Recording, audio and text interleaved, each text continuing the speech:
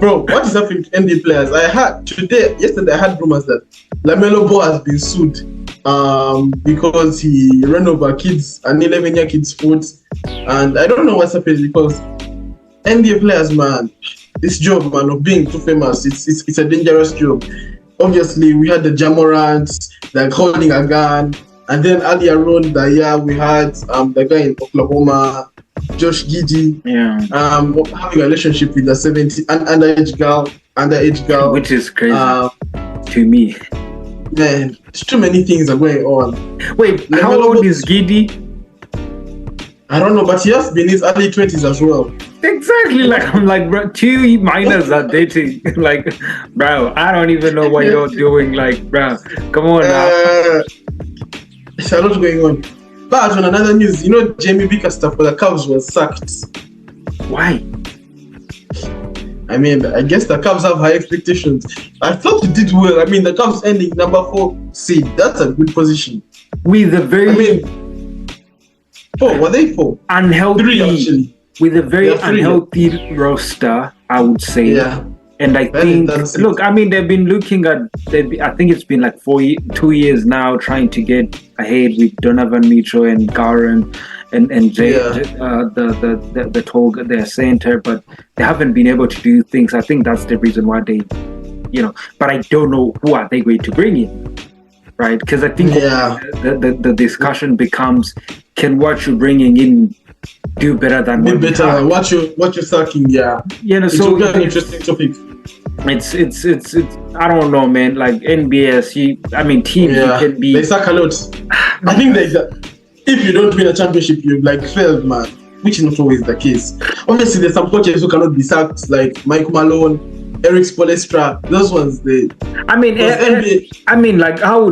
where would you start to just fire Eric Spoelstra? Right?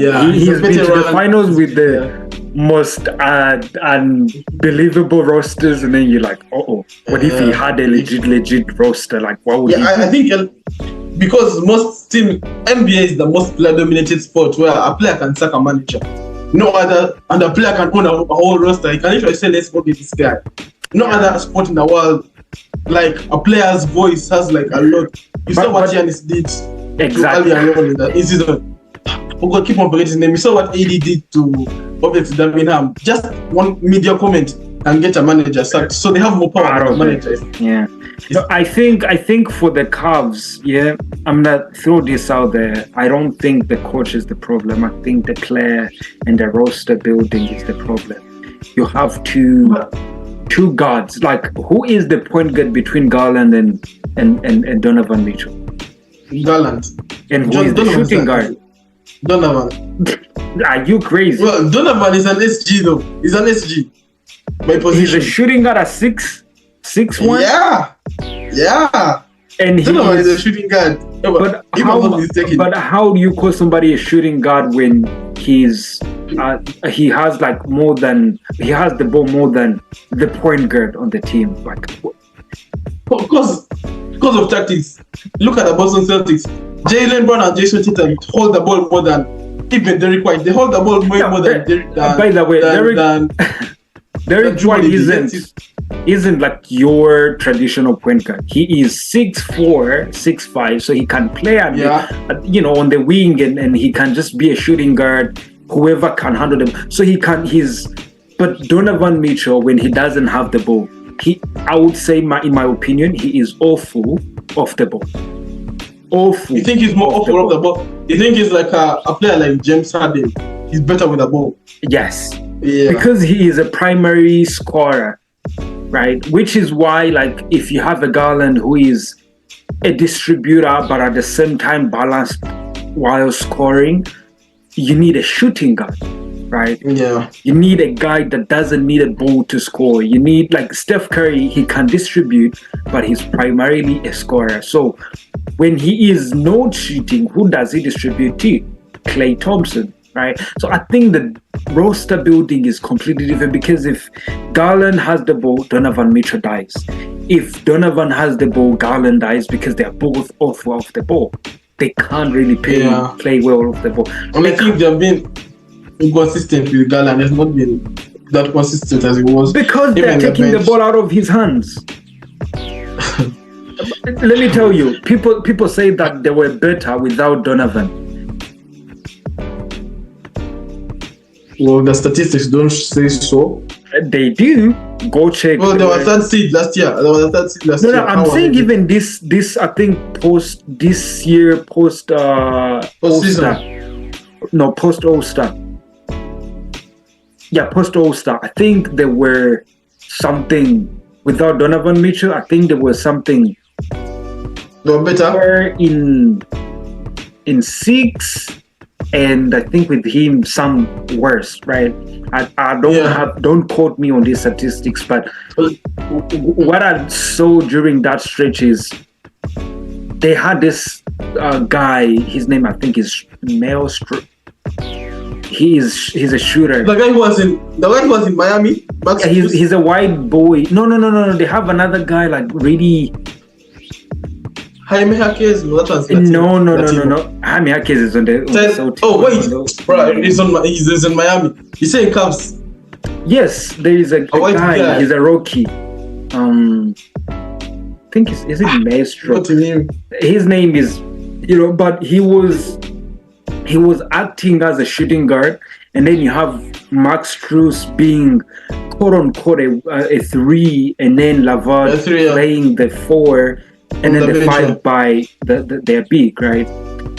What that did to them was Garland did most of the handling, while when he went to the pick and roll, he had like plenty people to throw it to, or they will have like a weak side screen, and then he will just pass, and it will be a 3 on the wing, on the top, or at the corner, right? So it helped them to maximize Garland's potential, right? What he is good at. But then when you take the ball out of his hands, now he has to like go to cuts, which he's not great at, right? So I think they need to rebuild their roster just a little bit, just a week. And now with their coach sacked, it's gonna replace with Frank Vogel, Davina. Hell no. there's not a lot of coaches on the They just fired him from the Phoenix, and then you pick him up like that wouldn't make any sense to me.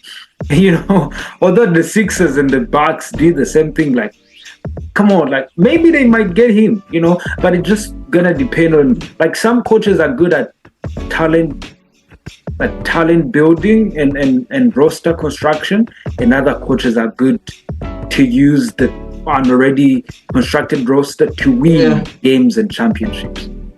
Yeah, but we'll see how it goes. I mean, Lakers is searching for a head coach as well, so they're ready. The more the coaches that are sacked, the more chances we have of signing another coach. But let them sign Mark Jackson, the former Warrior coach who was there before Steve Kerr. He's a good coach. And there's also this guy now, Mike Canorio, but he's still coaching. When he gets eliminated after, he's going to be obviously in the rumors to be signed. Mike Canorio. Oh yeah. Replacing the coach, but obviously now there's rumors of what is happening now with Donovan's future since they have sacked their coach, and usually he was the one that hired. I mean, the one that was close with the coach. Obviously, there are rumors that Lakers wants to sign him, or LeBron wants to go there. It's complicated, man. No, LeBron might not go there because LeBron is not leaving LA. I mean, his family is there. He might leave LA. Yeah. If he gets a chance to play with Bronny somewhere, he might leave LA, regardless of where Bronny is. He might leave LA. Yeah, but the good thing about the NBA is like that the holiday is too long. I mean, June to late October. It's a very long holiday for them to figure out all their stuff. Yeah. So I wonder how they can even reach July without signing a coach. What are they doing? It's a long holiday. Anyways, we'll see how it goes. Obviously, there's Olympics now. It's not as a long holiday as it was those days. But basketball, it doesn't get easier, especially in the Western Conference. And that's why I say that obviously the Warriors will not make it into the top 10. Not even the play-in. Warriors will win the championship next year. And even if they make the play, they will be limited again to the play. They won't make it past May. So For the record, KD might be coming to the Warriors, so does Embiid. I'm just saying. Embiid. For who? Who is Warriors going to trade for Embiid? Kuminga Udi, and Podziemski. They both leave. You see, that's too little. It's too little. Embiid needs what? Draymond. Embiid needs Draymond, Steph to be traded just for you. Are you crazy? Embiid is too big. Do you know Steph can be traded for at least half of the roster of the Philadelphia? Philadelphia's roster now is weak now. Philadelphia. I'm saying you can if you get a Steph, get Embiid out of there right away. Yeah. So even Embiid, if you trade Embiid and you don't get Steph and Draymond, at least Draymond and Steph, then it's not a good deal because Steph is old, Draymond is old. They're both old, so it's not a good.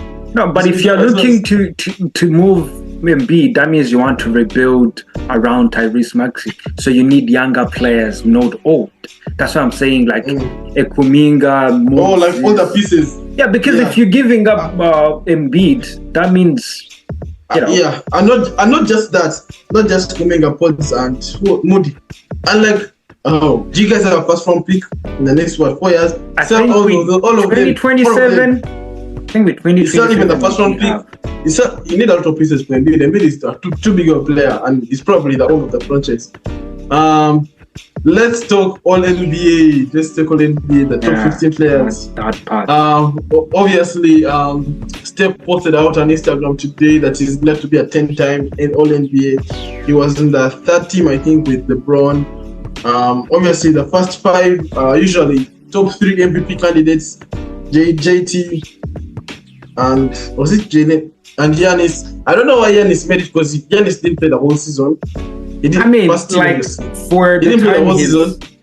time he was on the flow, he pretty much dominated. So it was Giannis, it was Luka, Shea, Jokic, and JT. Jason Tatum, yeah. And then second team was KD, Branson, KD,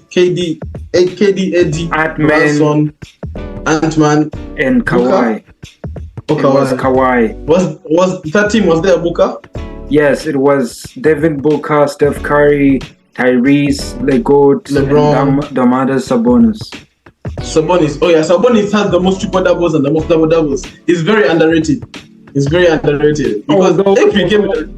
although I think just having triple doubles and double doubles and triple, multiple, tapo, whatever that is, it doesn't just make you great, given the fact that they were sent home and never made the playoff. Yet last year they were the number 1 seed. Your team record should play a bit. Although, I think he's a good player. Yeah, it's a good player. And obviously now after the All-NBA selection for Luka is on course to sign a Supermax contract. Yo, dang. 480 million. What? 380. I don't know, but I think it's 360 because 380. There was an 8, and it can't be 4. Listen, man, I don't care. The moment it's over 300, I'm like, what are you talking about? Jaylen Brown has the highest contract, the highest max contract, 4 million in 5 years, and that's about 65 million per year, obviously. And then if now he's eligible, look at Doncic for a Supermax contract. And he'll definitely sign it. He will sign it. So that's crazy because that's like $70 million per season. Bro, these guys are rich. I get it. Like, we could sit here and talk about how much they use in taxes and NBPA, but I think that there is so much money if you're getting 300 million for 4 years, right? Come on now. Yeah, I think Luka's contract is so big. I mean, that means almost every game, if I can calculate, almost every game, you're making about 900,000 per game, 900K. Imagine playing 20 minutes and you get 900K. It's a good job, but we'll see how Luka. Depending on who you are, some people are not getting that much money. So yeah, some people are not getting much. So I mean, that's why we need to focus on the instant tournament for those guys to get $1 million. Is this $1 million or 500K? It depends on whether you win or you play the finals. No, when you win, you get 500k. When you lose, you get 300k. Yeah. I think it's 500,000. Yeah. But these guys have money. But it's almost like NFL. Even those guys get up. But we'll see. Luka is most likely going to sign that contract. And it will be crazy because everyone thought Jaylen Brown's contract does not get any better than that. But we'll see how it goes with Luka. It's about to be what? Levels now. The highest paid NBA player, the highest paid international NBA player, the highest paid Slovenia person, I guess. Yeah. But that's what dreams are made. That's what dream. Let's talk about tomorrow's game, Claret. Talk to me, Mavs and Wolves. Ow. The Mavs Wolves game 2. Who you running with? Man, give me. Why? I think the T-Wolves are going to win, not because they are the better team. Hear me well, right? But because of the bitterness they have in their mouth. Yeah, I think they taste blood. I think they are hating. They still hate themselves since that game, because you can bring all the excuses, but that stays with you whenever you go to sleep. So come on, like, they're going to come out gun blazing, expect Ant-Man to go for at least 40, and there is 40 at least, so that means he might go for 50, because if they're gonna have a chance to win, he better produce. Like, I'm not looking at anybody else. I don't care what you say, Cat, blah, blah, blah. Cat has his matchup, but Ant-Man can go for anybody at any time. So he better produce. Because I think game 1, he lived on the perimeter. He should be in the paint, putting pressure on the bigs, getting them in foul trouble, Yeah, that's why he's best at. Yeah, I'm also going to roll with Wolves because they're at home. They fumbled game 1. They can't afford to fumble game 2. But even if they do, if there's one team that could bring it back from 2-0 to win a series, it's the Wolves. Yep, they're resilient. They're proving it. I'm not predicting anything for this series. So obviously, anyone that pulls out Mavs or Wolves, I'm okay with it, because on the other hand, whatever you say the Wolves can do, even the Mavs can do it when they're serious. And even what the Mavs can do offensively, the Wolves can do it also offensively. The difference is that the Wolves, if they get into their defensive rhythm, it's hard to score on them. And I think they take that game. But they haven't been quite as good at home. I think even against Denver, they won 3 games on the road. They won Denver 3 times. Yeah, I think that they're good on the road. Like, it's not a question of that. I think everything will come down to Ant-Man or Ant-Man, whatever you call it. So I think it's going to be the same case, because I think they'll win at least one of their 2 games in Dallas, and I think they'll also win tomorrow. So probably a 2-2, and then we'll keep going from there, because the Mavs also, Luka and Kyrie. When they're cooking, there is an interesting part. When I looked at that game, I saw a tired Anthony Edwards, simply because all game, he was so tired, man. Even the commentators were saying, dude is tired, bro. Because you can't be chasing Kyrie whole game and expect yourself to be alive at the end. Kyrie doesn't stop. It's like Steph. Exactly. Yeah, the moment he puts the head down, he's going to the basket. You realize that he's going back. He is in a constant movement. He has that. He was tired. Right, so you said, what I was actually praying for? I was praying for them to go to OT, so you can just say, okay, I'm done, because he was so gassed out, man. He was gassed out the last 10 minutes of the game. Even the commentators were like, the guy is gone, and they still kept giving him the ball. And also that drop with Gobert needs to come up just a little bit, because you and me, we know if you give Kyrie Irving the mid-range, you're gonna die. Yeah, and Kyrie has the ability to mid-range and even drive and score on 3 people. Exactly. So, but even you can give him the mid-range, that becomes way easier for him. It makes his life so easy, because now he doesn't have to acrobatic finishes and stuff. So Gobert was in the drop alone, which allowed Kyrie and Luka to just sit in that mid-range, shoot it, which I think they will clean up in game 2. They have to. Give me Wolves. Yeah, because the momentum will shift. But I'm not so worried even if they lose or win. They've impressed me a lot that whether they lose or win the series, I'm impressed with them. They've come a long way. The mentality, No, I don't agree with you because they have set the bar so high that we can't just allow them to drop like this. Wait. I mean, what is better than being the defending champions? To me, that's enough, bro. That's enough. No, that is not enough. That is not. So you want them to go you want them to win the chip? I want them at least to reach the finals and taste how it tastes. What it means? Yeah, because when you test it and keep the same roster the next year, rest them at the beginning of the season. Now they understand when to start resting their body before the playoff starts. And now they understand how it goes, right? And if they do reach the finals, they have a better chance to win because they don't have so much pressure. Yeah, and then the Mavs to Celtics, pretty much the Celtics will beat the Mavs. They have a better chance.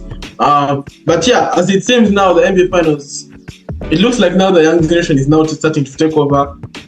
This year, the winner will either be Tyrese or Jason Tatum or Ant or Luka Doncic. And yet the past years it was Jokic, Steph, KD, Kawhi, LeBron, all those guys. But now it seems that we are transitioning to the. I think the only person who has transcended eras is Kyrie Irving.